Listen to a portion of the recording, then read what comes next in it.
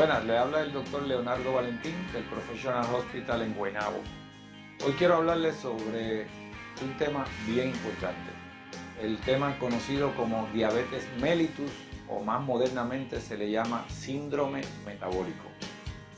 El cuerpo almacena su energía en forma de grasa. Por eso ha sido el énfasis en las dietas bajas en grasa para controlar enfermedades, entre otras la diabetes mellitus que estamos hablando en el día de hoy. Esta es una condición cuya incidencia ha ido en aumento en los años recientes a unos niveles epidémicos, donde prácticamente una tercera parte de la población padece de esta condición, y de ahí su importancia. Quiero señalarle que las pruebas diagnósticas hoy día han evolucionado, y la prueba más importante no es la azúcar en sangre, sino lo que se conoce como hemoglobina glicosilada, que es el efecto de esa azúcar elevada en sangre por mucho tiempo.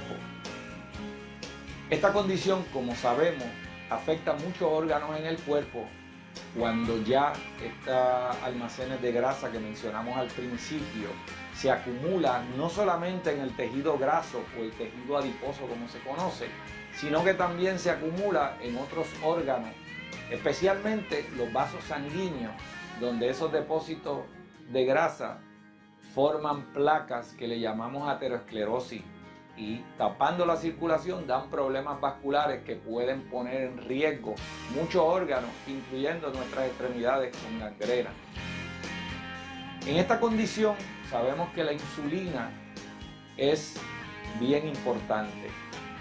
La insulina se produce en el tipo 2, que es la más común, porque el tipo 1 es una condición mucho más rara, que no es la que estamos hablando en el día de hoy. Estamos hablando de diabetes mellitus tipo 2.